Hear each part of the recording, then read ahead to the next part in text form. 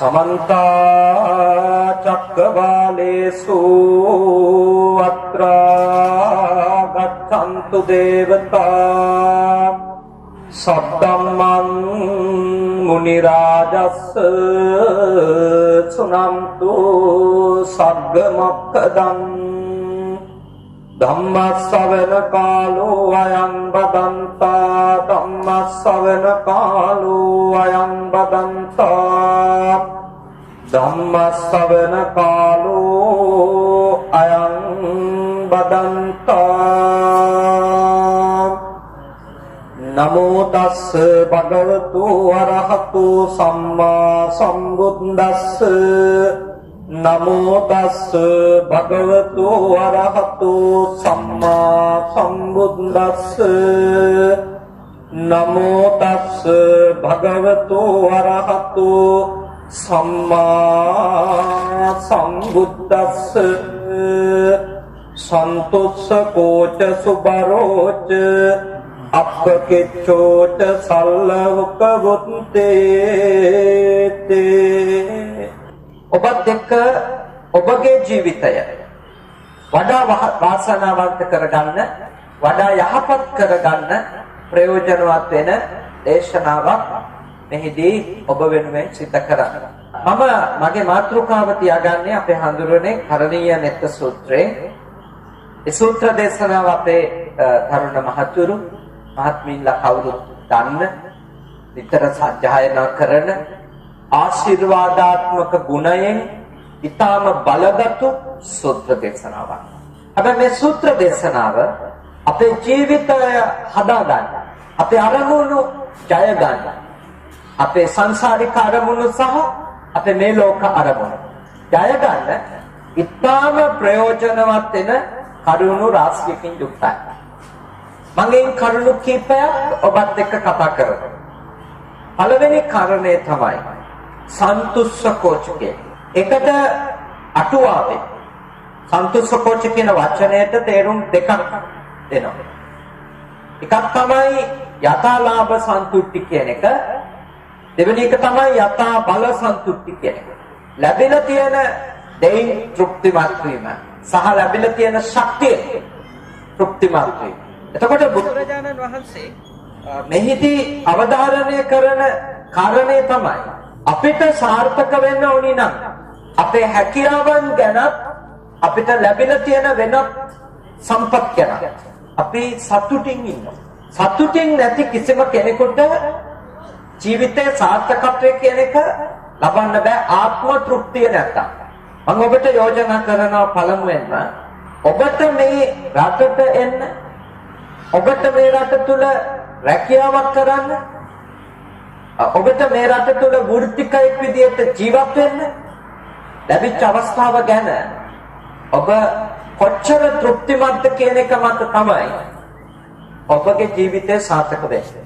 ඔබ ගැනම අතෘප්තිමත් නම් ඔබ ගැනම ඉන්නේ අසතුටින් නම් අවදාකත් ඔබට ඉදිරි ගමනක් යාම ගැන හිතන්න අමාරුයි. විශ්ලේෂණ සතුට වෙන්න.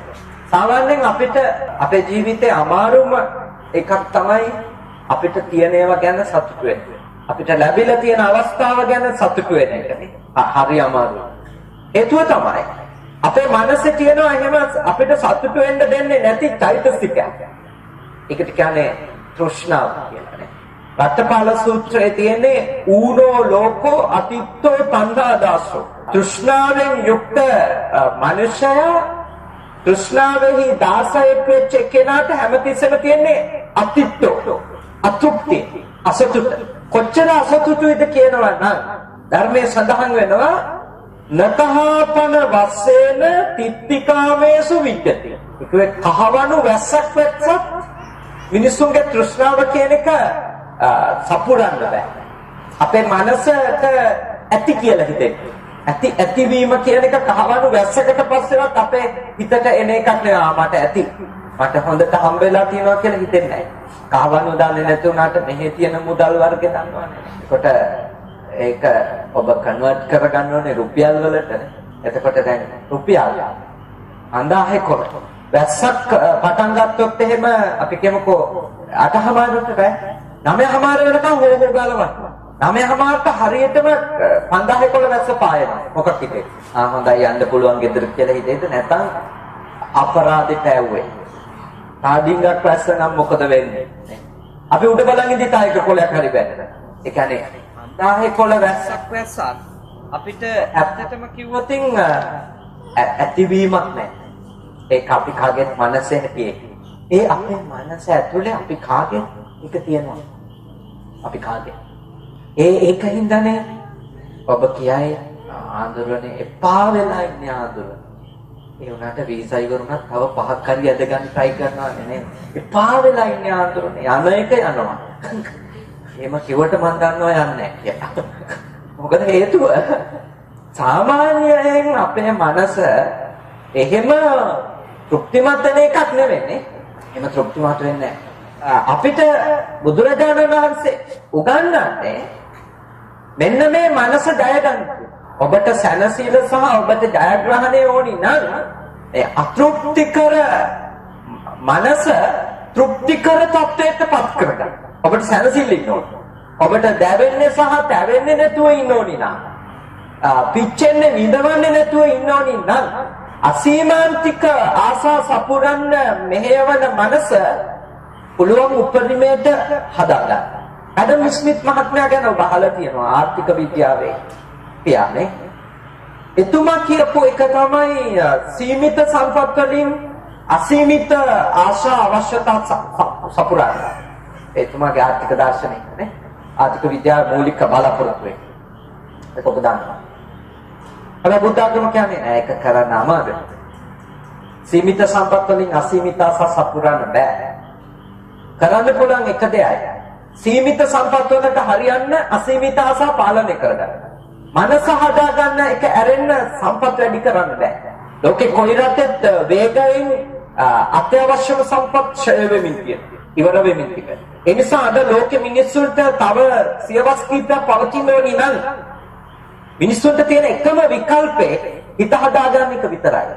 හිත හදාගත්තොත් හිත පාලනය කරගත්තොත් අපේ මනසට තෘප්තිමත් වීම ගැන අපි යම්කිසි ආකාරයකට පුහුණුවක් දුන්නොත් අනිවාර්යයෙන්ම අපිට සහ තව ලෝකේ තව ජෙනරේෂන් කීපයකට ජීවත් වෙන්න පුළුවන්කම ලැබෙනවා. අර එක වෙලාවක අර මේ තෙල් තියෙන රටවල් වල සමුළුවේදී මම බැලුවා මේ එක කතාවක් මේ කතාවල දෝහා කතාවල ෂේක් කියන එක.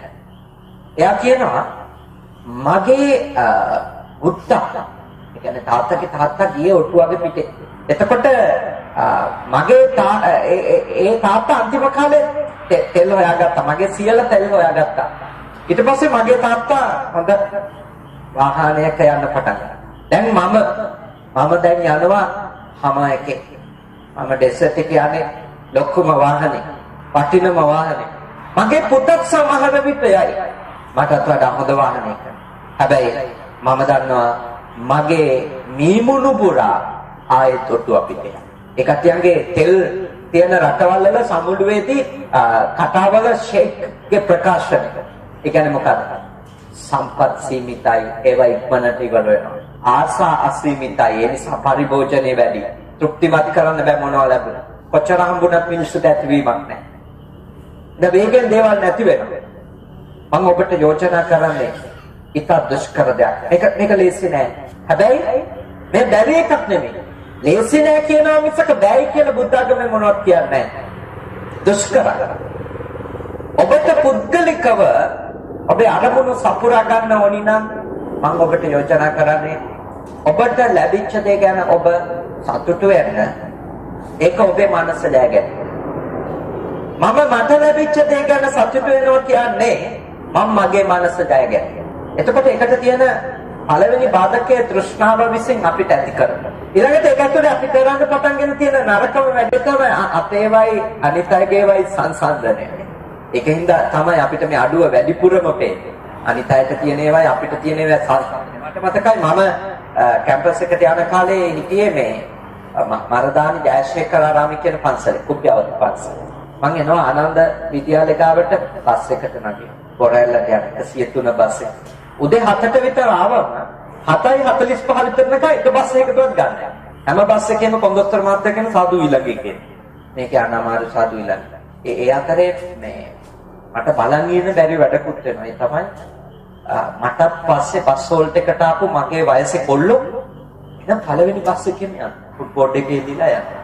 එතකොට මට හිතෙන එක තමයි ඒක බලනකොට මේ ඔක්කොම කරුම සිවුරින්ද තමයි. මේක නැත්තම් මා දනියා නැහැටි. ඒක දත්මි ටික අහලා ඉන්නවද ෆෝල්ට් එකට ගන්නේ. අර CTB එකක් කියන කම්මි. ඒවට තමයි ඥාන්තම් ගන්න. හැබැයි පස්සේ මම තේරුම් ගත්තා එතන ඉඳන් බැලුවමනේ මට අඩුයි කොල්ලොන්ට වැඩි. හැබැයි ඇත්ත මොකද? මම කොහොම හරි මොන જાතියින් හරි බස් එකට නැගගත්තා. මගේ වයසේ කිසි කොල්ලෙකුට සීට් එකක් දෙන්නේ නැහැ. මට හම්බුනේ. ප්‍රශ්නේ තියෙන්නේ මට හම්බ වෙන එක තේන්නේ මං අනිත් අයට වැඩි කියලා හිත අනිත් අයට ලැබෙන ඒවා දිහා බලන්න ගත්තා. මට හම්බෙලා තියෙන එක මට පේන්නේ. මට ලැබිලා තියෙන දේ ගැන මට කිසිම සතුටක් ප්‍රීතියක් පිරුණු බවක් දැනෙන්නේ නැහැ. මොකද හේතුව මම බලන්නේ මගේ එක දිහා නේ අනිත් එක්කෙනාට මොකක්ද. වාසනාවට මේක තේරුණා නේ. මේක වෙනස් තත්ත්වේ මටත් දේවල් තියෙනවා කියලා. නැත්නම් මාත් එක්ක යුනිවර්සිටි ආව 45ක් 4යි සිවුර පිටින් එළියට ආවෙනවා. අනිත් ඔක්කොම ඩිස්රෝම් වෙලා ගියා යන සිවුරත් ඇරියා. එතකොට මම අද ඊටාම වාසනාවන්ත පැවිදි ජීවිතයක් භාග්‍යවන්ත පැවිදි ජීවිතයක් ගෙවන්නේ එදා තෘප්තිමත්. එදා අසතුටු වුණාද? අනිත් ආන්දරලා වගේම මත් සිවුර අතරින් ඕනි තරම් තෘප්තිමත්. අද මට රටවල් වලින් ඉන්විටේෂන් දෙනවා ආරාධනා කරනවා එන්න කියන ඔක්කොම හරි. ඒත් මම කොළඹට එනකොට කිසිම කෙනෙක් මං අඳුරන්නේ නැහැ කොළඹ. පන්සල් පහක හිටියා. එක පන්සලකවත් අතරේ මාස දෙකක් තියාගත්තේ නැහැ. ඔක්කොගෙම කිව්වේ යන්න. වෙන තැනක් යනවානේ. ඊට පස්සේ කුප්පියවත්තේ පන්සලට ආවන් ඒ හැමදෙරෝ නම් කිව්වා උතුම් සායනහස බපු සායනහස මට කිව්වා ඔයාට කාමරයක් දෙන්න බෑ. හැබැයි අසුවල් හැමදෙරෝ ඉන්න කාමරේ බංකුවක් දෙනවා කැමති නම් ඉන්න පුළුවන්. ඔය කැමති තාක් කල් ඉන්නේ. මං හැබැයි ඒ වෙලාවේ කල්පනා කරා මොනවා වුණත් මට කොළඹින් පර්මනන්ට් බංකුවක් හම්බුණා ලොකු දෙයක්. කොළඹින් සෙල්ලමත් මම මාතරින්දලා වෙන්නේ. කොළඹින් බංකුවක්. ඒක සතුටින් බාරගත්තා 2006 වෙනකම් බංකුවේ හිටියා. මේ දියන්නේ බංකුවේ වැඩ කරන්නේ බංකුවේ. අර අනිසායනහන්සේ නැති වෙලාවට මම එයාගේ මේසෙට ගිහිල්ලා පොත් පාඩම් කරගන්නවා වැඩ කරගන්නවා අල්ලගෙන හිටියානේ. අද මම එනෝනි තැනට ඇවිල්ලා බංකුව ගැන හිල්ලුවද නේද? මම මොකටද බංකුවක ඉන්නේ? ඇයි මම බංකුවකට වෙලා දුක් විඳින්නේ? අපි මෙහෙම අගුපිල් වල ඉන්නොත් එහෙම හිතුවනම් අදමිට අද සිවුරු ඇරලා සිවුරේ ඉන්න වීරයක් එන්නේ නැහනේ. සිවුරේ ඉන්න උනන්දුවක් එන්නේ නැහනේ. ඒකයි මම ඔබට කියන්නේ මම නම් පුද්ගලිකව දන්නවා අපේ මේ හඳුනන කවුරුත් එහෙමයි කියන්නේ. මම නම් පුද්ගලිකව අද ලබලා තියෙන සියලුම සාර්ථකත්වය ඒ වෙලාවේ ලැබිච්ච දෙයි සතුටු වෙන්න කැමති වෙච්ච එකේ සාර්ථක. ඒ වෙලාවේ ඒ වෙලාවල් වල ලැබිච්ච දේවල් තෘප්තිමත්ව බාර නොගත්ත නම් අංකොන් හෙව්ව නම් අද මට සාර්ථක හමුදුරු කෙනෙක් වෙන්න බෑ. යන්නේ කියලා මම දැන් ලෝකේ රටවල් මේකත් එක 38 වෙනි රටනේ. ඉතින් කියනවා ඇමරිකාවේ මට මගේ දායකයෙක් අක්කර භාගිකුත් එක්ක ලොකු ගේකුත් පූජා කරලා තියෙනවා පන්සලක් දාගන්න. ඒ ඔක්කොම ටික එන්නේ බංකුව සතුටින් ගත්තා. මම ඔබට යෝජනා කරනවා ඔබට මේ වෙලාවේ ලැබෙන දේ ගැන ඔබ තෘප්තිමත් වෙන්න. තෘප්තිමත් වුණොත් ඔබ කාර්යක්ෂම වෙන්නේ. ඔබ කාර්යක්ෂම වෙන්නේ. තෘප්තිමත් නැති කට්ටිය කවුරුක්වත් කාර්යක්ෂම වෙන්නේ නැහැ. හරි හරි. තෘප්තිමත් නැති කට්ටිය මම දන්න තරමට නම් කාර්යක්ෂම වෙන්නේ නැහැ. කාර්යක්ෂමකම කියන්නේ තෘප්තිමත්කමේ නිෂ්පාදනය. මිනිස්සු තෘප්තිමත් නම් Tamanට ලැබෙන දේ ගැන මිනිස්සු ඉතාම කාර්යක්ෂම වෙනවා. ඒ විතරකුත් නෙවෙයි වගකීම් සාධක වෙනවා. ඉස්සෙල්ලා සතුටු වෙන්න ඕනේ. මට ලැබිලා තියෙන එක ගැන සතුටු වෙන්න ඕනේ. එතකොට අපේ වේගය අපේ කාර්යක්ෂමතාවය අනිවාර්යෙන්ම නිර්මාණය වෙන්නට පටන් ගන්නවා. ඔබට ඒක ඇති කරගන්න නම් ඔබට ලැබිලා තියෙන අවස්ථාව ගැන ඔබ සතුටු වෙන්න ඕන. මම දන්නවා මෙතනට එදී ඔබ හිතන්න නැතුව ඇති මෙච්චර දුෂ්කර රස්තානේ. මහන්සි වෙන්න ඕනේ ඔක්කොම සමහර ඒවා බර වැඩ කරන්න තියෙන්නේ නේ. සමහර වෙලාවට ඔබගේ මනසට එකඟ නැති මහා පිළිකුල් දේවල් කරන්න වෙන්නේ නේ. රස්සාවේදී ටිකක් පිරිසිදුම ලස්සනම ඒවා නෙවෙයිනේ. ඒත් මම ඔබට යෝජනා කරනවා ඒ ඔබට ලැබිලා තියෙන යම ඔබේ පිනේ පවේ හැටියට. මම හිතන්නේ මට ලැබෙන හැම එකක්ම පින්පවුව. වෙන මොනවත් මේ සංසාරේ කරපුවා. හොඳ ඒවා කරලා තියෙනකොට හොඳ ඒවා එනවා. නේ? නරක ඒවා කරලා තියෙන කාලෙදී නරක ඒවා එනවා. දැන් ඔබට නරක ඒවා ඇවිල්ලා කියලා හිතන්න අමාරුයි. මොකද ඔබ ඉන්නේ කොරියාවේනේ. මේකට කියන්න පුළුවන් එක විදියකට මේ වගේ එකක් දුකසේ සැප විඳීම කියලා. දුකසේ සැප විඳීම කියන්න පුළුවන් මේකේ අන්තිම නරක තත්ත්වයක් නෙවෙයි මේකේ දුක්ඛිතයි මහන්සි වෙන්න ඕනි නේ. ඒත් ඔබට හොඳ පඩියක් හම්බ වෙනවා. ඔබ ඒක ගැන සතුටු වෙනවා. අනිත් එක මේ කාලේ ඔබට ලැබෙන එක්ස්පීරියන්ස් එක කොච්චර වටිනවද? ලංකාවේ හිටියනම් ජීවිතේට මෙහෙම වැඩ කරන්න ඉගෙන ගන්න. මෙහෙම මහන්සි වෙන්න නියම පිරිමි කියලා දැන් තේරෙනවනේ නේ මෙහෙට ආවා. ලංකාවේ පිරිමි භාග වගේ නින්නේ වැනි නේද? සතුටු වෙන්න ලොකු එක්ස්පීරියන්ස් එකක් මේක. මේක ඔබට ලැබිච්ච හොඳ අවස්ථාවක්. මිනිහෙක් දියුණු වෙන්න මහන්සි වෙන්න ඕනේ කියන එක. ඔබ බලන්න ඔබ මෙහි අවුරුදු 5ක් හරි 10ක් හරි ගිහිල්ලා ඉන්දියට පස්සේ ලංකාවේ සාමාන්‍ය මිනිස්සුන්ට වැඩ කරද්දී ඔබත් එක්ක හැරෙන්නවත් බැරි. ඔබ එච්චරට වේගවත්ව සහ කාර්යක්ෂමව වැඩ කරන කෙනෙක් බවට අනිවාර්යයෙන්ම පත් වෙන්න. එහෙනම් ඔබට මේකේ ලැබෙන්නේ මේ සල්ලි ටික විතරක් නෙමෙයි. හොඳ එක්ස්පීරියන්ස් එකක් හම්බෙනවා. අකණ්ඩව ඒ විදිහට ඔබ කටයුතු කිරීම නිසා ඔබගේ ඇඟ දේවල් කරන්න හොඳටම පදන් වෙලා හැදිලා එනවා. එහෙනම් ඔබට සාර්ථක වෙන්න ලැබිච්ච ඔබට විශිෂ්ට කෙනෙක් වෙන්න ලැබිච්ච හොඳම අවස්ථාවක් විදිහට තමයි ගන්න ඕන. මේකේ කළු පැත්තවල් ඇති නේ. එපා වෙන මුකුත් සතුටු වෙන්න දේවල් නැති වෙලාවලු ඇති ඒක අමතක කරන්න. කාගේ ජීවිතවල එහෙම තමයි. මුදුරුලගෙත් එහෙමයි. ගිහියන්ගෙත් එහෙමයි. ඒකට ભેදයක් නැහැ. අපි කාගේ ජීවිතවල යන්නේ මේ දෙක එකටමයි. ඔය බුදුහාමුදුරුවෝ එකනේ කිව්වේ ලාභෝ අලාභෝ එකටනේ කියලා තියෙන්නේ. ලාභ එනකොට අලාභ වෙනවා, අලාභ තියෙනකොට ලාභ තියෙනවා. දෙකම එකට තියෙනවා. නැතුව ලාභ වෙනහකයි අලාභ වෙනහකයි නෑනේ. දෙකම එකයි. නෑ. ලාභයක් හටගත්තේ යම් තැනකද එතනම අලාභෙත් හට ගන්නවා. අලාභයක් හටගත්තේ යම් තැනකද එතනම ලාභයක් හට ගන්නවා. සරලව ගමුකෝ උදාහරණකින් මෙහෙම. ඔබට ඒක තේරුම් ගන්න.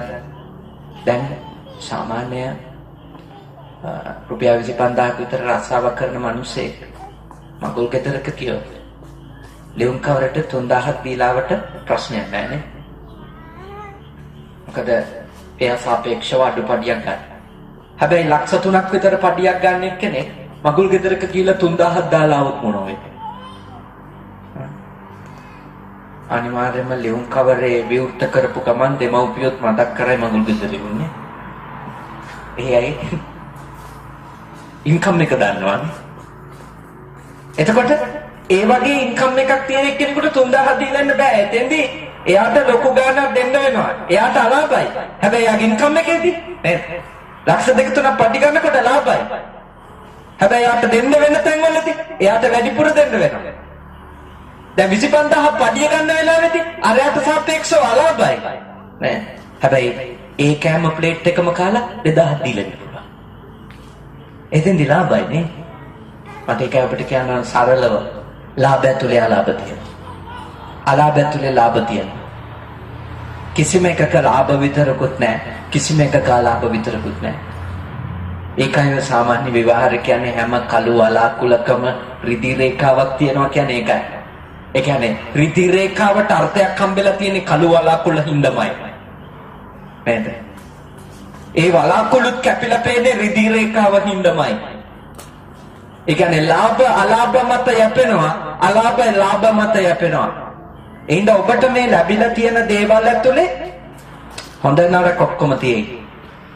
ඒත් මම ඔබට කියන්නේ සතුටු වෙන්න. සිද්ධිය නරක වුණත් එක්ස්පීරියන්ස් එක බොහොම වටිනවා. ඔබට මුණ දෙන්න වෙන සිදුවීම ඊටාම නරක වෙන්න පුළුවන්. ඒත් ලැබෙන අත්දැකීම වටින එක. තාම වටින එක. ඒකෙන් ඔබගේ ඥානය වැඩි වෙනවා. ඒකෙන් ඔබගේ බුද්ධිය වැඩි වෙනවා. ඒ හින්දා ලද දෙයි සතුටු වෙන්න. ලද දෙයි අපිට පොඩි වැරද්දක් කරලා තියෙන පොඩි කාලේ. ඒ තමයි අපිට පොඩි කාලේ ඉඳලා කියලා දීලා තියෙන්නේ ලැබෙන එකෙන් සතුටු වෙන්න කියන එකට වඩා ඊළඟ එක ලැබෙනකම් මේකෙන් සතුටු වෙන්න. අපිට පොඩි කාලේ සාමාන්‍යයෙන් කියලා තියෙන්නේ මටත් එහෙම තමයි කියන්නේ. අපි පොඩි කාලේ අඬනවා අපේ ගෙවල් වල මාතර පැත්තේ හරියට තියෙන කොස් තියෙනවා.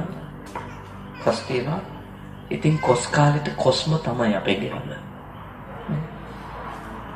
එතකොට අපි අඬනවා කණ්ඩ බෑ කොසුයි හොදි කියලා. එතෙන්දී අපේ අම්මා කියනවා මේ සිකුරාදට අපේ ගමේ පොළ තියෙන සිකුරාදට පොළට මාළු ගෙනාවම මේ මාළුයි බතුයි උයලා දෙන්නම් දැන්ට කාපල්ලකෝ කියලා නේ. එතකොට ඔන්න අපි කන. එතකොට අපේ අම්මා කියනවා මට මතකයි මොනවා වුණත් උඹලා ලද දෙයින් සතුටු වෙන එක ගැන මට සතුටුයි. ඇත්තටම එතන වෙන්නේ ලද දෙයින් සතුටු වෙනවා නෙමෙයි.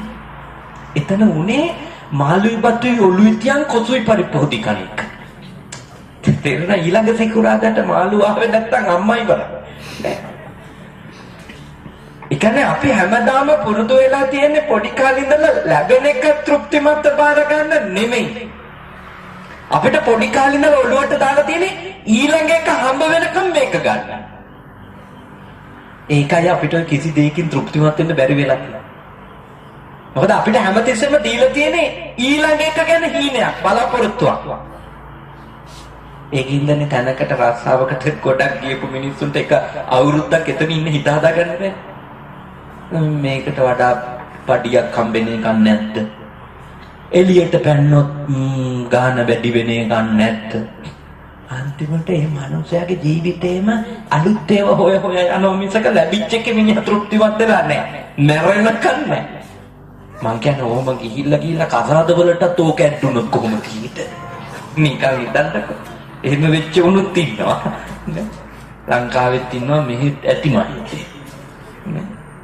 දන්නේ හරියට කියන්නේ. ඇවිල්ලා දවස් දෙකයි. මම මේ කියන්නේ ඔබට ඕක මනසට හුරු කරන්න එපා. ඊළඟ එක හම්බෙනකම් මේක ගන්න ඕනි කියන්නේ.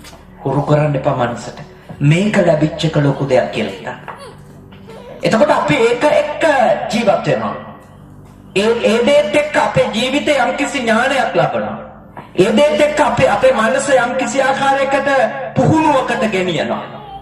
එහෙම නැතිව අපි පටන් ගත්තොත් හැමතිස්සෙම මගේ මනස මේක ගන්නවා ඊළඟ එක හම්බ වෙනකම්. එතකොට එහෙම කීප එකට පුරුදු වෙනවා. කෑම වලට, ඇඳුම් වලට, වාහනේට එහෙම පුරුදු වෙලා අන්තිමට වෙන දේ තමයි අපේ ජීවිතේ හැම දෙයකටම මේක ඇබ්බැහි වෙන්න පටන් ගන්නවා. ඔය සාමාන්‍යයෙන් අපේ සබ්කොන්ෂස් එක තියෙන අපේ උපවිඤ්ඤාණය. ඕකෙන් තමයි අපි මෙහෙවන්නේ. එතකොට අපේ ජීවිතේ වෙන්න පුළුවන් නරකම එක දේ තමයි අපිට එහෙම මාරු කරන්න බැරි දේවල් ගැන අපි අර විදියටම හිතන්න පටන් ගන්නවා. ඒකයි ගොඩක් අය සිල් බිඳලා. මොකද ඒගොල්ලන්ට ලැබෙන එකෙන් යැපෙන්න සහ ලැබිච්ච එක ඇතුලේ තෘප්තිමත් වෙලා තමන්ගේ සීලයන් රකින්න පදනමක් නැහැ. චූටි කාලේ ඉඳලා පෙළඹවිච්ච වැරදි තැනක් තියෙනවා. එහෙනම් ඔබ ගොඩක් ඒක ගැන තේරුම් ගන්න උත්සාහ කරා. ලද දෙයින් සතුටු වීම කියන්නේ ඊළඟ එක හම්බ වෙනකම් කල්මැරීම නොවන බව. ලද දෙයින් සතුටු වීම කියන්නේ ලද දෙයින් සතුටු වීමට. ඒකේ හිත හදා ගන්න නම් එකම දේ තමයි මම තේරුම් ගන්න අපි අපිට යමක් ලැබෙන්නේ කර්ම විපාකයක් විදියටයි කියන එක තේරුම් ගන්න එක. එතනින් විතරමයි අපිට අපගේ මනස සුවපත් කරගන්න පුළුවන්. මොකද ලද දෙයින් සතුටු මිනිස්සු ඊළඟට ඒගොල්ලෝගේ නිර්මාණය වෙන වටිනම ක්වොලිටි එක තමයි මේ ඊර්ෂ්‍යාව කියන එක හදාගන්න. තෘප්තිමත් මිනිස්සු ඊර්ෂ්‍යා කරන්නේ. අතෘප්තිමත් මිනිස්සුන්ගේ ස්වභාවය තමයි හැමතිස්සෙම තමන්ට තමන් ගැන තියෙන අතෘප්තියේ ගින්න අර සාර්ථක අයට එරෙහිව යොදවනවා. ඊර්ෂ්‍යාව කියන්නේ ඇත්තටම කිව්වොත් අනුන්ගේ එක ගැන අසතුට තමයි. හැබැයි ඒක වෙන්නේ තමන්ට ලැබිච්ච ජීවිතය ගැන අතෘප්තියෙන් ඉන්න මිනිස්සුන්ගේ විතරයි. මොකද තමන් අසාර්ථකයි, තමන් වැඩකට නැති මිනිස්සෙක් කියලා නිතර හිතන්න එයා ගැන අතෘප්තිමත් වෙනවා. එයා ගැන අතෘප්තිමත් වෙනවා කියන්නේ එයා ගැන අසතුටු වෙනවා කියන්නේ එයා ඒ අසතුටේ ගින්න අනිත් අයට විරුද්ධව ප්‍රක්ෂේපණය කරනවා. අනිත් අයගේ සතුටට, අනිත් අයගේ ජයග්‍රහණයට එරෙහිව යොදවනවා. එහෙනම් ඔබට අනිත් අයට ඊර්ෂ්‍යා කරන එක හරි, අනිත් අය ගැන අනිත් අයගේ සාර්ථකත්වය ගැන ඊර්ෂ්‍යා හිතෙන එක හරි නවත්තන්න නම් ඔබ ලද දෙයින් සතුටු වෙන්න ඕන. කාර්යක්ෂම වෙන්න, සිල්වත් වෙන්න විතරක් නෙමෙයි, සාර්ථක කෙනෙක් දැක්කම hina වෙලා ඒකට සුබ පතන්න. ඒ සාර්ථකත්වය ගැන ඔබ තෘප්තිමත් වෙන්න නම් ඔබට ලැබිච්ච ඒවා ගැන තෘප්තිමත් වෙලා ඉන්න ඕන. ඒක ඉගෙන ගන්න. මට චූටි කාලේ මතකයි මම හාඳුරුලට කොච්චර ඊර්ෂ්‍යා කළා තියෙනවා. පොඩි කාලේ පිරිවෙන් යති ඊර්ෂ්‍යා කරනවා මට වඩා ලකුණු ගන්න අයට. ඊර්ෂ්‍යා කළා තියෙනවා. හැබැයි මට මේ ධර්මකාරණා ටික තේරෙන්න ඒ ඊර්ෂ්‍යාව කියන්නේ මං විසින් මට කරගන්න විනාශයක් විතරයි කියන එක පැහැදිලි වෙලා නේ. දැන් කාට හරි ආන්තරු කෙනෙකුට දෙයක් තියනවා දැක්කට ඊර්ෂ්‍යා හිතෙන්නේ නැහැ. මොකද මට තියෙන දේවල් ගැන සතුටින් ඉන්නවා. මට තියෙන දේවල් ගැන සතුටු නැති කාලෙදී කිසිම ආන්තරු කෙනෙකුට ලැබිච්ච අඩුම ලකුණු 20ක් 30ක් මට වැඩි එක ගැනවත් සතුටු වෙලා නැහැ. ඒක ගැන ඊර්ෂ්‍යා හිතුණා ඉතින් දන්නවනේ කරන්නේවා නේද? කාටද එන එක කියනවා. ඕනි එකක් එයා ගැන කියලා අපි එයාගේ ගෞරවය නැති කරන්න බලනවා. ඊර්ෂ්‍යාවෙන් මිනිස්සු හැසිරෙන්නේ හරිම ක්‍රූර විදියට. නරක වෙදින මට මතකයි මට වැඩි දක්ෂ හඳුරු හිටියා ගණන් පුළුවන් අය නේ ගණිතේ. ඉතින් හැමදාම මගේ ගණන් සබ්ජෙක්ට් එකට බොහොම අඩුයි ලකුණු. අපේ අම්මා මේ විභාග ප්‍රතිඵල අහනවනේ කෝල් කරලා පිරිවෙන්නට මගේ ආනකොට ඉතින් මම කියනවා මේකට මේක කියලා. ඊට පස්සේ අම්මා එතනින් නවත්තන්නේ නැතුව අහනවා 80 ලඳුරුන්ට කීයද කියලා තහනවා. එතකොට ඉතින් මං එයාගේ ලයිස්තුව කියාගෙන එයාට මට වඩා වැඩිනේ ගණන් වලට 70යි මට 25යි.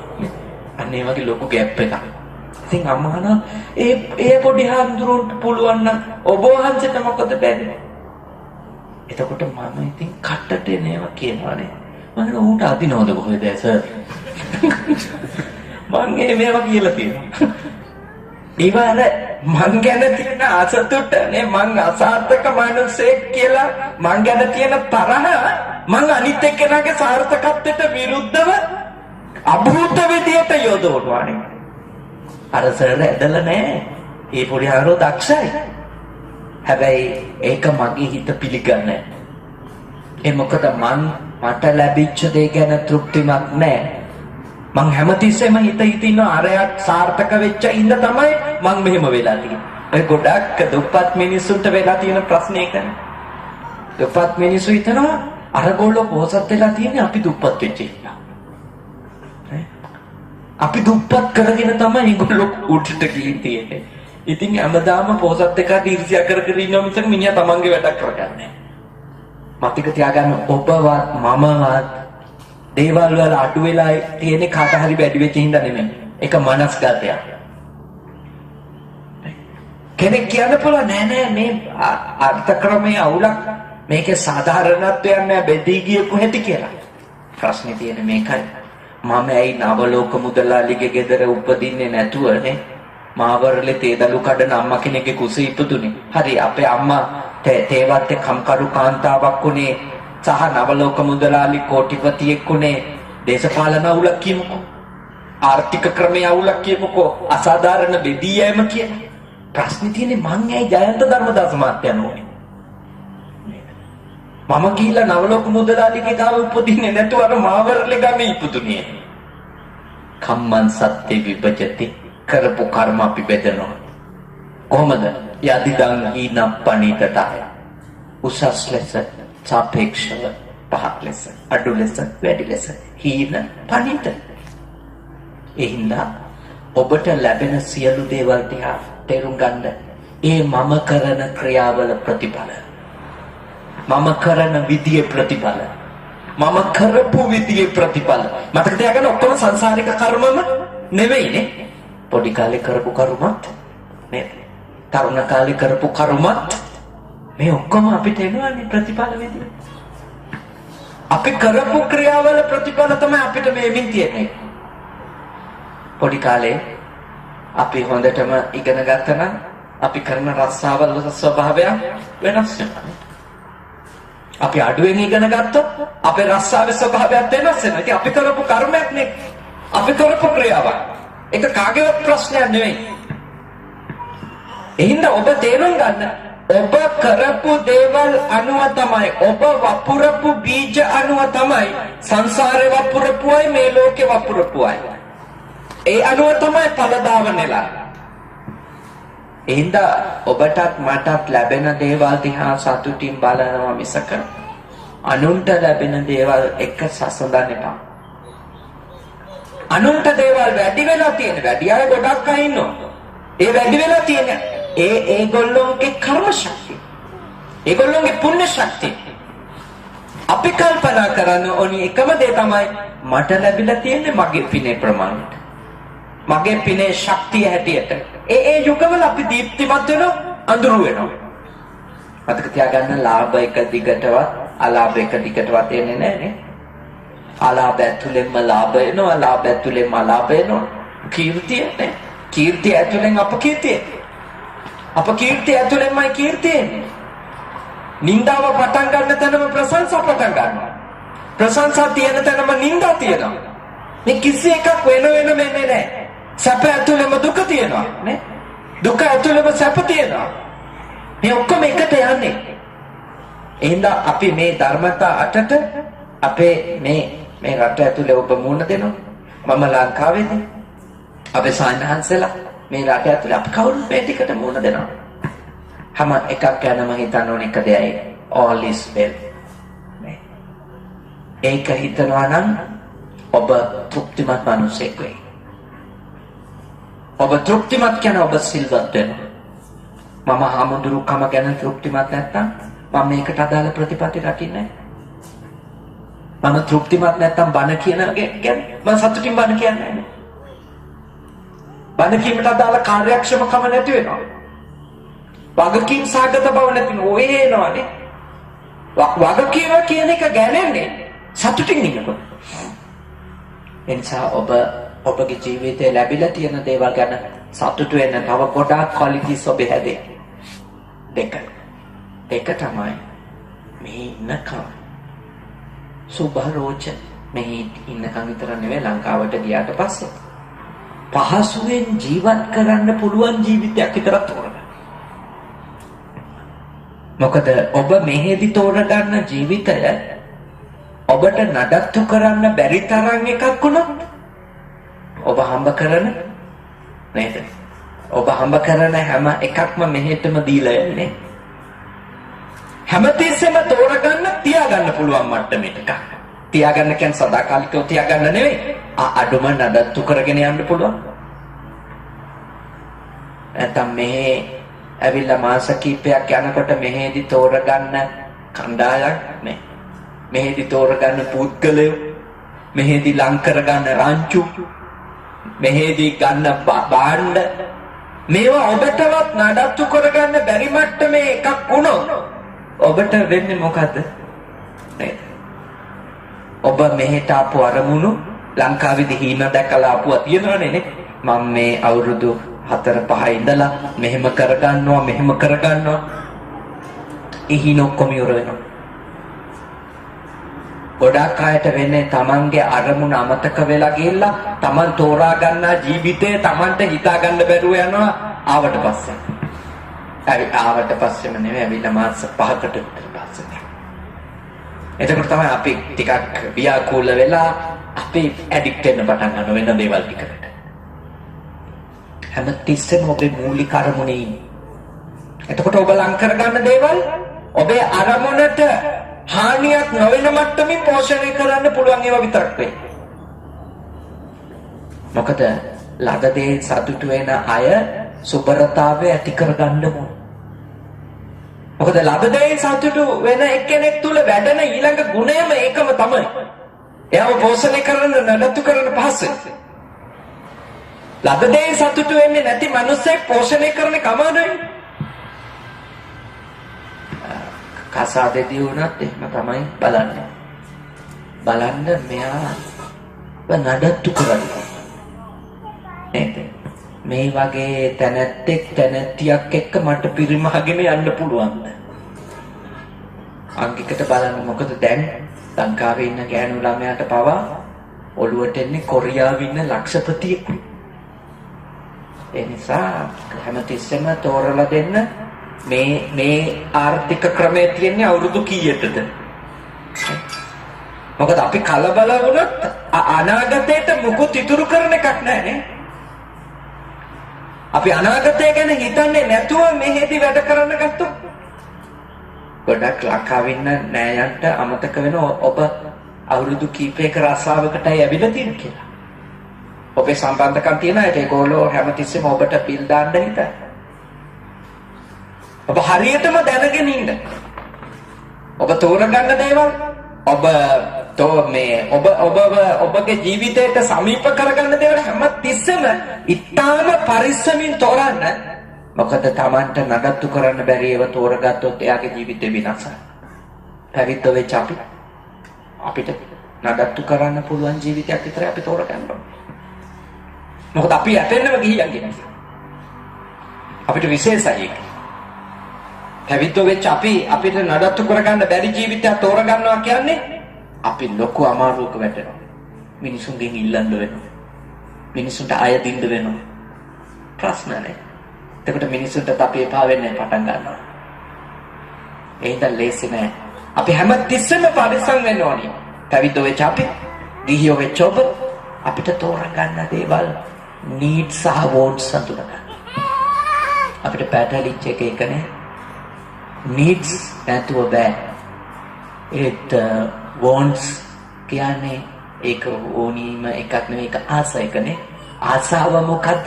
අවශ්‍යතාවය මොකද්ද? ගොඩක් අයගේ ධනය නාස්ති වෙලා ගිහිල්ලා ඒගොල්ලෝ අප්‍රසන්න වෙන තත්ත්වයටපත් වෙන්නේ. කාරණේ තමයි ඒගොල්ලෝ සපුරන්න යන්නේ අවශ්‍යතාව ටික නෙවෙයි. ආසා සපුරන්න යනවා. ඒ දෙක වෙන් කරගන්න මම පොඩි උදාහරණයක් කියන්නම්. වතුර needs නේද? වත් කෑවම වතුර needs. අර ලංකාවේ කියනවා වගේ කවුරු හරි කිව්වොත් EGB නැතුව කෑම එපා. අනේ ඒවා තමයි wants. කියන්නේ කාට හරි මිනිහෙකුට EGB නැතුව කන්න බෑ කියනවා නම් මේක මනස්ගතයක්. ඒක තමයි wants. ඒවට තමයි මිනිස්සුන්ගේ සල්ලි වැඩිපුර නාස්ති වෙන්නේ. ඒ වගේ ජීවිත තෝරගන්න පුළුවන්. අපි උපංගේ සල්ලිකාරයෝ නේ. අපිට උතුරන්න සල්ලි නම් අපිට එහෙම පුළුවන් නේ. කෑමට නම් ඕනිකා, බීමට නම් කොකාකෝලා. ඒ වගේ ඒවා කියන්න පුළුවන් වෙන්නේ. එහෙම අපිට අසීමාන්තික ධනයක් තියෙනවා නේ. අර පැරණි හිටපු මහදන්න සිටුවරු හිටියනේ පූර්ණ මෙන්දක නේ. ඒ වගේ අයට කියන්නේ අමිත භෝගී සිටුවරු. ඒගොල්ලෝ එක කහවණු මල්ලක් අරගෙන පඩි ගෙවන්න ගත්තොත් දැසිදස්සු 80000කට ගෙවුවත් ඉවර වෙන්නේ නෑලු. එච්චරට යාලට තියෙන ඒගොල්ලොට ඒක කියන්නේ අමිත භෝගී කියලා. මම ඔබට කියන්නේ අපි කවුරුත් අමිත භෝගී අය නෙමෙයි. අපි හැමතිස්සෙම බලන්න ඕන needs සහ wants. ආශා මොනවද? අවශ්‍යතා මොනවද? හරියටම කැල්කියුලේට් කරනවා. ගෙදරට හරි රටේ අනිත් සම්බන්ධකම් වලට හරි මුදල් යවද්දි පවා හරියට එක කතා කරලා යවන්න. මෙහෙදිත් එන්නයි. මෙහෙදිත් අවශ්‍ය දෙයට මුදල් වෙන් කරන්න. අවශ්‍ය දෙයට මුදල් වෙන් කරන්නේ නැත්නම් කොහොමද නේද? ඒක වැඩක් නැහැ. හැබැයි අවශ්‍ය දෙයට නීඩ්ස් වලට අපි දෙන්න ඕනි. ඒක කල යුතුයි. නොකන ඔබ ඉන්න නෙමෙයි මේ කියන්නේ නේ. සමාජයට වැඩක් නොකර ඉන්න නෙමෙයි මේ කියන්නේ. පන්සල හදන්න ඕනේ නේ. මේ පන්සල වටිනවා. මේ පන්සල හදන්න ඕනේ ලස්සනට. ඒක හරි. ඒ අපේ අවශ්‍යතා. හැබැයි අපි ආසාවට කරන දේවල් වල සීමාවල් අපි ටික ටික ලක්මු කරගන්න. එතකොට ඔබටත් මටත් හරි සතුටක් විඳින්න පුළුවන්. ආනන සුඛනේ. ණය නැතුව ඉන්නවා කියන සතුට. ඒ සතුට තියාගන්න ඕන. ඒ සතුට භුක්ති විඳින්න නම් අර පහසුවෙන් පෝෂණය කරන්න පුළුවන් ජීවිතයක්ම හැමතිස්සෙම හදන්න ඕන. ඒකෙදි ඉතින් තෝරගන්න රංචුව හරි වැදගත් නේ. කොයි කණ්ඩායමකද ඉන්නේ කියන එක වැදගත් නේ. දැන් ඔබ තෝරගෙන තියෙනවා අද සෙනසුරාදානේ, හෙට නිවාඩු, අද බණ අහන්න. දැන් සමහරු තෝරගෙන ඇති අදනේ මේ කොරියාවේ ඉන්න ලක්ෂ සංඛ්‍යාත සිංහලයෝ හොඳයි යට නිදා ගන්නත් පුළුවන් කියලා අඩියක් ගහනවා. ඒ නැති වෙන්න බොන ඇති අදනේ. ඒ වගේ රාංචුවකට ජීවිතේ යන්න පුරුදු වුණොත් ඉතින් මෙහි හිටියට වැඩක් නැහැ. ඔක්කොම ටික මෙහෙටම දීලා ඉඳිනේ. අපෝ යනකට මොනව අරයයිද? මොනව ඉතුරු වෙලා තියෙද? හැම තිස්සෙම කල්පනා කරන්න මම මේ අසුරු කරන පුද්ගලයොත් එක්ක මට පුළුවන් වෙයිද ලංකාවට යන්න කීයක් හරි ඉතුරු කරගෙන. මොකද මතක තියාගන්න ඔයත් මෙහෙන් රිටයර් වෙලා යනකොට ලංකාවේ ආය රස්සා නැත. ගිහිල්ලා එනම් බිස්නස් එකක් කරගන්න වෙයි. වෙන මොකක් හරි ඉන්වෙස්ට්මන්ට් එකක් කරගන්න වෙයි. ඒකට නම් ආය ආණ්ඩුව රස්සා නැහැ. ඒකට නම් මෙහෙන් යනකොට කැපිටල් එකක් ගෙනියන්න බෑ. ප්‍රාර්ථනා කරන්න බෑ. ඒකට නම් මෙහෙදි කෙවන ජීවිතේ පහසුවෙන් පෝෂණය කරගෙන යන සරල ජීවිතයක් වෙන්න බෑ. මෙහි ජීවිතේම අති සංකීර්ණ වුණොත් මෙහෙදි ශෝභන පෙන්වන්න පටන් ගත්තොත් ගොඩක් ප්‍රශ්නවලට ඔබගේ ඊළඟ අවධිය හේතු වෙයි. මොකද බුදුහාඳුරෝ කිව්වා ඊටම වටිනා ගාථා ධර්මයක්. මතක වෙන අචරිත්වා බ්‍රහ්මචාරියන්. සිල් රැකගෙන ඉන්න ඕනි කාලේ සිල් රැකගෙන හිටියේ නැතොත් අලද්දා යොබ්බනේ දනං තරුණ කාලේ සල්ලි හොඳට හම්බ කරගත්තේ නැතොත් ජින්න කොංචාව ජායම්ති කීන මච්චේව පල්ලලේ වයසට ගියාට පස්සේ හූල්ලන්න වෙන්නේ හරියට වේලිලා වතුර හිඳිලා ගියපු මඩවලක් ගාවට වෙලා තිත්ත කඩේකත් අල්ල ගන්න බැරුව හූල්ලන නාකි කොකෙක් වගේ. අනුන්ට අතපාමින් අනුන්ට බැගෑපාත් වෙමින් කොච්චර විඳවන්න වෙයිද? ඒක හොඳට තේරුම් ගන්න. මේ සිටිසන් හම්බෙන එක නෑනේ නේද? ඒ නිසා මෙහෙන් යන්න වෙන බව ස්ථිරව දන්න ඕනේ නේ. වීසා ඉවර වෙලා හිටියත් අහු වුණොත් යන්න වෙයි. අහු වෙන වෙලාව කියන එක දන්නේ නෑනේ. මේ කර්මය අනුවනේ ඒවා තීරණය වෙන්නේ. හිත හැම තිස්සෙම හිතන්න මම ලංකාවට යන්නේ. මම ගිහිල්ලා ජීවිතයක් ගෙවන්න ඕනේ. ඒකට මම මේ ගෙවන ජීවිත ක්‍රමේ පුළුවන් මේ. හැමතිස්සෙම සැලසුම් සාකතව වැඩ කරා. හැමතිස්සෙම හිතන්න. ඊළඟ කාරණා. අපකිච්චෝච. අපකිච්චෝච කියුවේ වැඩ අඩු එක්කෙනෙක් වෙන්න ඕනේ. වැඩ අඩු කිව්වේ රස්සාව නෙමෙයි. අමතර වැඩ. ඔබ වෘත්තිකයෙක් ඔබේ වෘත්තියට අදාළ වැඩ ටික කරන්න ඕනේ නේ. පැය 8යි නම් පැය 8. ඒකට වැඩ කරන්න ඕනේ. ඒක නයිට් එක නම් ඒක කරන්න ඕනේ. හැබැයි පුළුවන් තරම් අමතරව ඔබේ ආධ්‍යාත්මය විනාශ කරන ඔබේ ආර්ථිකය විනාශ කරන වැඩවලින් පුළුවන් තරම් මගහැරලා යන්න. මොකද එකක් තමයි ආධ්‍යාත්මික ගුණය වර්ධනය කරගන්න පුළුවන් විවේකේ තියෙනවා. විවේක තියෙන වෙන වැඩවලට අපි පට්ටල් වෙලා නැත්තම්, වැරදි ක්‍රියාකාරකම් වලට අපි යොමු වෙලා නැත්තම්, අනවශ්‍ය තරම් සම්බන්ධකම් නඩත්තු කරන්න යන්නේ නැත්තම් අපිට තියෙනවා විවේකේ නේ බණක් අහන්න පුළුවන්. ඉන්ටර්නෙට් එකේ ඕනි තරම් දැන් ඔබට දේශනා තියෙනවා. මේ රටේ හැම සිටි එකකම පන්සල් තියෙනවානේ. ස්වාමීන් වහන්සේලා වැඩ ඉන්නවා. නිකන් හඳුරලා නෙවෙයි මේ ඉන්නේ. ඔක්කොම දැනුගත් හඳුරලා නේ. දැන් ඔබ අහන් හිටියනේ ශාස්ත්‍රපති, ශාස්ත්‍රවේදීනේ. අපේ විහාරාධිපති සාඩන්තේ ආචාර්ය PhD එකක් තියෙනවා, ડોක්ටරේට් එකක් තියෙනවා. කොච්චර උගත් හඳුරලා. ඒ කියන්නේ ඔබ විවේකය තියෙනකොට ඒ වෙලාව උපරිම ඔබගේ ඥානය වැඩි කරගන්න පාවිච්චි කරන්න. බුද්ධිය දියුණු කරගන්න. හැබැයි ඔබගේ තියෙන බුද්ධියත් හීන කරන කටයුතු වලට පුළුවන් තරම් වෙලාවක් කරන්න. තියෙන ආධ්‍යාත්මික ගුණෙත් විනාශ කරලා දාන වැඩවලින් පුළුවන් තරම් අයින් වෙන්න ඕන. එවැනි පුද්ගලයන් සහ තැන් අසුරට යාමෙන් පුළුවන් තරම් වළකින්න ඕන. මම ඒක ඔබට බොහොම කාරුණිකව, බොහොම මිත්‍රත්වයෙන් යෝජනා කරන්නේ. හරි පරිස්සම්. මොකද මම දන්න තරමට අපේ අය යොදා ගන්නු ලබන වැඩවල තියෙන වරදකාරී ස්වභාවයන් නිසා ඒගොල්ලොන්ගේ සල්ලිත් නැති වෙලා සෞඛ්‍යත් පිරිහිලා ගිහිල්ලා නේද? ඒ නිසා පුළුවන් තරම් වැඩ අඩු කරගන්න බාහිර ඒවා. ඔබේ අරමුණට අදාළ නැතිව පුළුවන් තරම් අඩු කරගන්න. අපකිච්චෝච. අල්පකෘත්‍ය වෙන්න කිව්වේ බාහිර ඒවා. බහුකිච්චෝ මයම් බහුකරණියති මට ගොඩක් වැඩ කිය දුවන ගොඩක් අය ඉන්නවා. ඒගොල්ලෝ කිසි වැඩක් හරියට කළා නැහැ. නේ? හැමතිස්සෙම ඉතින් ඉන්නේ නිකන් ගිනි පත්තු වෙලා හනුමා වගේ නේ. ගින්දර ඇවිදිලා වගේ තමයි ඉන්නේ. මොකුත් වැඩ නැහැ හැබැයි. මම ඔබට යෝජනා කරනවා ඔබට નિયમિત වැඩ ටික හරියටම කරන්න. අමතර වැඩවල ඉතාම සීමා සහිතව ඒකෙත් needs මොනවද wants මොනවද මං කරන්න ඕනි කියලා හරියටම දැනගෙන ඔබ යෙදෙන්න. එතකොට ඔබගේ ධනයත් ඉතුරු වෙයි, ජීවිතේත් ආරක්ෂා වෙයි, සෞඛ්‍යයත් ඉතුරු වෙයි. ඔබට හොඳ විවේකයක් ලැබෙනවා කියන්නේ බුද්ධිය ලැබෙනවා.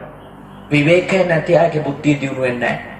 ප්‍රඥාව දියුණු වෙන්නේ නැහැ. අන්තිම කාරණේ මොනවා වුණත් මේ ලැබපු මිනිස්සාත්ම සල්ලරුක බුද්ධි සැහැල්ලුවෙන් සැහැල්ලුව නේද? සැහැල්ලුව එන්නේ අර කාරණා තුනම තියෙන විතරයි. මොකද ලද දෙයින් සතුටු නම්, පහසුවෙන් ජීවිතේ පෝෂණය කරන්න පුළුවන් නම්, තුන් ලෝකෙම පටලගත්තු වැඩ නැත්තම් ඒ තුනෙන් යුක්ත එක්කෙනා සල්ලරුක බුද්ධි සැහැල්ලු ජීවිතයක්. සැහැල්ලු කියන්නේ වගකීමක් නැති කියන එක නෙමෙයි. ඔබගේ මනසේ මහා ලොකු බරක් කැමතිස්සෙම ඔළුවට එන්නේ.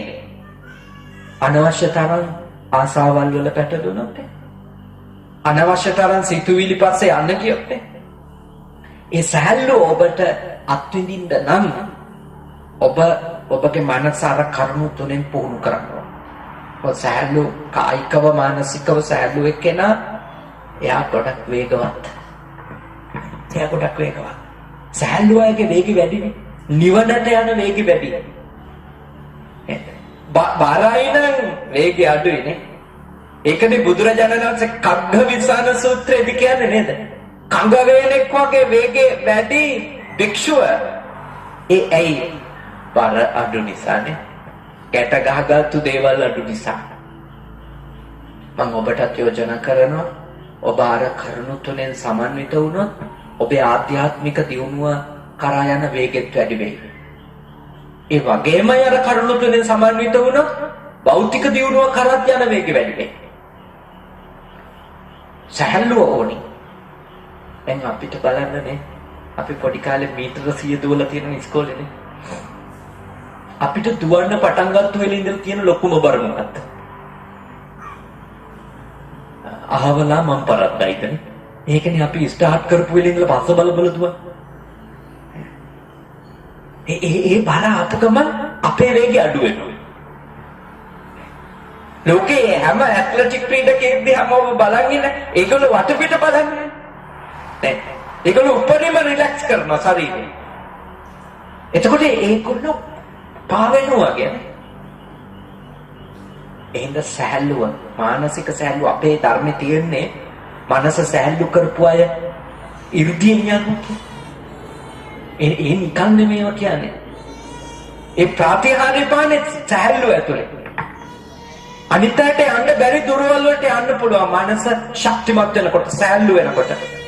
ඒ නිසා ඔබ ඊටාම බුද්ධිමත්ව ඊටාම ප්‍රඥාවන්තව ඔබේ ජීවිතය සහැල්ලු කරගන්න ඔබ උත්සාහ කරන්න. මම අනුශාසනා දෙක කරන්නේ මම හිතනවා මම පැය කතා කරා කියලා ඔබට. කරුණු හතරක් අපි කතා කරේ සන්තෝෂ කෝච ලද දෙයින් සතුටුයි. ලද දෙයින්. දෙක සුබරෝච පහසුවෙන් නඩත්තු කරන්න පුළුවන් ජීවිතයක් හදාගන්න. තුන්වෙනි එක අප්පකිච්චෝච අමතර වැඩ බාහිර වැඩ අපිට අපේ අරමුණට ගැළපෙන්නේ නැති වැඩ කපලා දාන්න. සල්ලව්ක බුද්ධි සහැල්ලු ජීවිතයක් හම්බෙයි. මෙහි ගෙවන ජීවිතේ ඔබට අසහනයක් වෙන එකක් නෑ. ඔබ සහැල්ලුවෙන් මේ ඉන්න ටික ඉඳලා ප්‍රමාණවත් ධනයකුත් හම්බ කරගෙන ඔබ අනිවාර්යයෙන්ම ඔබේ රටට යයි නේ මව් රටට යයි. ඒක ඔබට කරන්න පුළුවන් එකක්. ඒ වගේම ඔබට තේරෙයි ඔබ මේ ගෙවපු කාලේ මානසිකව ලොකු සංවර්ධනයකුත් ලැබුණා කියලා. ඒ මොකද ඒ සහැල්ලුවෙන් ඉන්න කෙනාට ඒ අවබෝධය කරා යන්න අවස්ථාවක් හම්බ වෙනවා. හැමතිස්සෙම ඔළුව ගිනි අරන් ඉන්න මිනිස්සුන්ට කිසි දෙයක් වැටහෙන්නේ නැහැ. ඒගොල්ලෝ ඉන්නේ ලෝකෙත් එක්කම තරහින්. නේද? කාට හරි බැන බැන ඉන්නේ. කාට හරි සාප කර කර ඉන්නවා ස්ට්‍රෙස් වැඩි වුණාම ගිහිල්ලා බොනවා ඉන්නට. ඒ සිගරට් උර නැස්ති වෙනවා නේ. ස්ට්‍රෙස් වැඩි වුණාම එහෙමනේ සෑල්ලු නැති මිනිස්සු එහෙම. සෑල්ලු මිනිහා හරිම කන්ට්‍රෝල්. තමන්ට තමන් කන්ට්‍රෝල්. එතකොට ඔබට ඒක කරන්න පුළුවන්. ඔබට ඒකට ශක්තිය තියෙනවා. ඔබට ඒකට පින තියෙනවා. මේ ලැබපු මිනිස් ආත්මය හරිය වටින එකක්. බුදුහාඳුරුවෝ දවසක් නියපිට පස් ටිකක් තියාගෙන නකසිකා සූත්‍රයේ දේශනා කරන වෙලාවේ උන්වහන්සේ නියපොත්තේ පස් ටිකක් තියාගෙන ආඳුරුලගෙන් අහනවා පින්වත් මහණෙනි මගේ නියපොත්ත උඩ තියෙන පස්ද වැඩි මහ පොළවේ තියෙන පස්ද? ආඳුරු කියනවා ස්වාමීනි නියපිට තියෙන කොච්චර පොඩ්ඩද? මහ පොළවේ මොන තරම් පස් තියනවද? බුදුහාඳුරු කියනවා පින්වත් මහණෙනි නුඹලා දැනගන්න ඕනේ මිනිස් ආත්මය වගේ සුගතියක උපදින මිනිස්සු සත්වය ප්‍රමාණය සමානයි නියපිට තියෙන පස්වලට. හැබැයි මැරෙන දෙවියන්ගේ, මැරෙන බ්‍රහ්මයින්ගේ, මැරෙන ප්‍රේතයින්ගේ, මැරෙන තිරිසන් සතුන්ගේ ආයෙත් දුගතියටම යන පිරිස සමානයි මහ පොළවේ තියෙන පස්වලට. ඒකයි මම ඔබට කිව්වේ වටින මිනිස් ජීවිතේ නිකන් කාලෙක නෙමෙයි ගෞතම බුදුන්ගේ ශාසනයේ තියෙන කාලේ. බුද්ධෝත්පාද කාලෙක කලකිනි බුදු කෙනෙකුන් උපදින්නේ දුකකිනි මිනිසක් බව ලැබගන්නේ බුද්ධෝත්පාද කාලෙත් දුර්ලභයි මිනිස්සාත්මෙත් දුර්ලභයි. මෙදකිනි මෙසසර දුක් දුරලන්නේ මේ දෙකෙන් තමයි සසර දුකෙන් නිම වෙන අවස්ථාව හම්බෙන්නේ. බුද්ධෝත්පාද කාලෙක ලැබිච්ච මිනිස්සාත්මේ සුදනෙනි කිම වීරිය නොකරන්නේ ලෞකිකව සාර්ථක වෙන ගමන් අපි හැම කෙනෙක්ම සායනාංශලා අපි හැමදෙනා වාසේ ඔබ හැමදෙනාම අපි උත්සාහ කරන්න ඕනේ මේ උතුම් බුද්ධ ශාසනයේ යම් කිසි ඵලයක් ලබා ගන්න. ඒ සඳහායි ඔබට මඟ පෙන්වන්න පුංචි හෝ උපකාරයක් ආධ්‍යාත්මිකව කරන්න පුංචි හෝ අනුශාසනා කීපයක් කරලා කියලා. මේ පරිසරයේ ආගමික පරිසරයේ ලස්සනට තියන්න ඔබ හැම කෙනෙක්ම අපකප වෙලා තියෙනවා. හැමෝම එකතු වෙලා හොඳ පින්කමක් සිදු කරගන්න. අපි පොඩි දෙයක් හරි අපේ බුද්ධිය, ධර්ම අවබෝධය, ඥානය දියුණු කරගන්න මේ අවස්ථාවේදී ලැබුවා. මම ඉතාල සතුටු වෙනවා මේ කල්යාණ මිත්‍ර හාමුදුරුවෝ මම ලංකාවේ ඉන්න කාලේ ඉඳලා ගොඩක් ඇසුරු නිසුරු කරපු අපේ සාවංගික සායනාංශේ අපේ අනිකුත් මේ පන්සලේ වැඩ ඉන්න අපේ අනිත් ගරුතර පඬිත හාමුදුරුවන් වහන්සේ ඒ වගේම විශේෂයෙන්ම අපේ රත්මල් වැටියේ හාමුදුරුවෝ සමිත සායනාංශේ මේ ස්වාමීනාංශලා අපි ලංකාවේ ඉඳලා ඇසුරු කරපු අය. මට අලුතින්ම මුණ ගැහුනේ අපේ කල්‍යාණ මිත්‍රයන් වහන්සේ අපේ මහින් සායනාංශේ හරි ආදරෙන් කරුණාවෙන් මට ලංකාවට ඇවිල්ලා මට ආරාධනා කළා මේ පන්සලට මේ රටට වඩින්න බණ කියන්න කියලා. ඒකට අපේ ධම්මකිත් සායනාංශය ඇතුළු පූජනීය ස්වාමීන් වහන්සේලා ගොඩක් උපකාර කරලා මේ පින්කම් සංවිධානය කරලා තියෙනවා. ඔබ ගොඩාක් කැපෙලා ගොඩක් මහන්සි වෙලා නේ අද පැය ගාණක් වැඩ කරලා ඉඳිද්දිත් ඔබ මේ පින්කමට ආවා. මම ඔබට හදවතින් ආශිර්වාද කරනවා. ඔබගේ මේ තියෙන බෞද්ධ හැදියාව ගැන මේ ශ්‍රද්ධාව ගැන ඔබට ප්‍රශංසා කරන ඔබේ යාළුවෝ පුළුවන් තරම් අරන් එන්න. අඩුම ඇවිල්ලා වීකෙන්ඩ් එකේ හරි හාමුදුරුවෝ හමු වෙන්න නේ. ඉඩක් තියෙන වෙලාවෙදී පැයක් දෙකක් මේ පන්සලේ ගෙවන්න. ඒ අතරේ මම කියන්නේ මැරෙන වෙලාවෙත් හිත හදා ගන්න, මතක් කරලා සතුටු වෙන්න. ඉන්න කාලේ මේ පන්සලේ එක කොටසක් හරි ඔබ යාළුවෝ එකතු කරගෙන ඇවිල්ලා නිර්මාණය කරා. සකසක් මේ හදලා අපි මේ රටේ තේරවාදය ස්ථාපිත කරා කියන සතුට විපින්. මේ පන්සල වටින පන්සලක්, මුල්ම විහාරස්ථානයක්.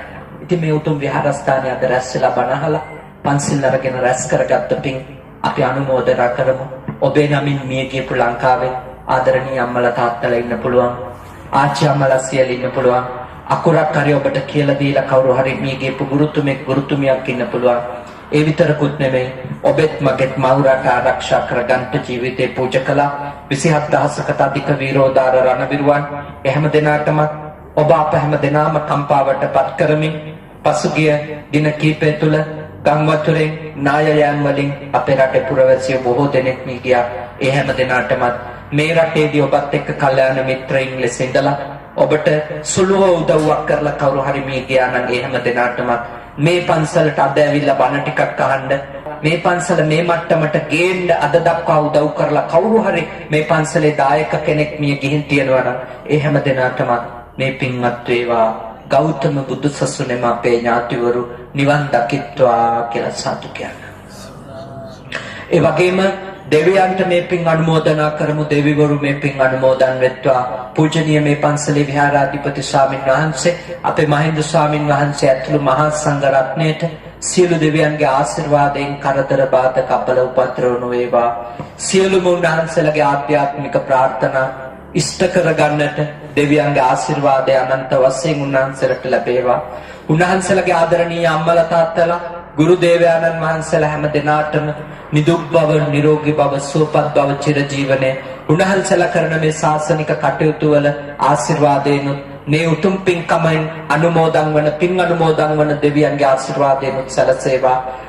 බණ පින්කමට ආපු වචනකින් හරි උපකාර කරපු ශ්‍රමදායකත්වයේ දීපු හැම දෙනාටම සියලු දෙවියන්ගේ ආශිර්වාද වේවා. ඔබේ ආදරණීය අම්මට තාත්තට, ඔබේ බිරිඳට, ඒ වගේම ඔබගේ ලංකාවේ ඉන්න ඔබගේ සියලුම දෙනාට, දරුවෝ ඇතුළු හැම දෙනාටම සියලු දෙවියන්ගේ ආශිර්වාදය ලැබේවා. කරදර බාධක අපල උපද්‍රව නොවේවා.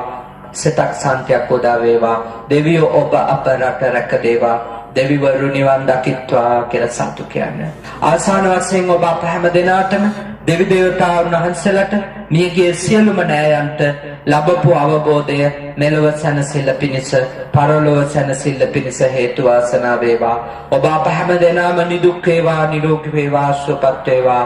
සංසාරේ උපදින හැම ආත්මයකම අපිට කල්යාණ මිත්‍රයින් ලැබේවා, සත්පුරුෂයින්ම ලැබේවා.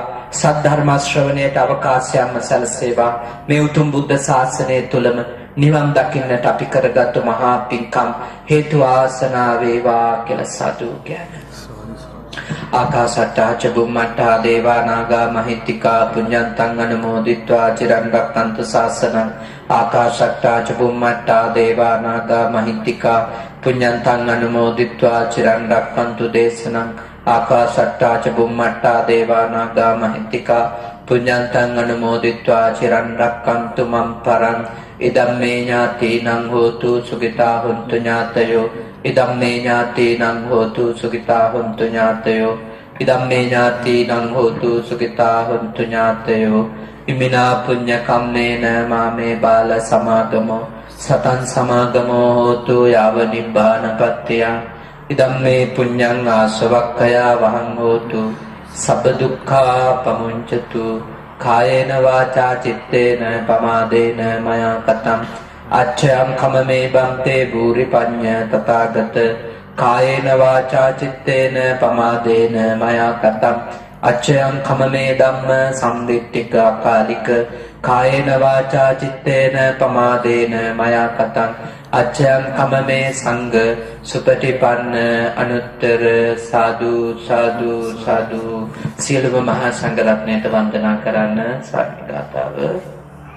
අභිවාදන සීලස්ස නිච්ඡං වත්තා පචායිනෝ චත්තාරෝ ධම්මා වඩ්ඩන්ති ආයුවන්නෝ ආරෝග්‍ය සම්පatti සග්ග සම්පatti මේවච අතෝ නිබ්බාන සම්පatti මිනාතේ සමිච්ඡතු. හැම දිනාටම තිසරණ සරණින් යහපතක්ම වේවා.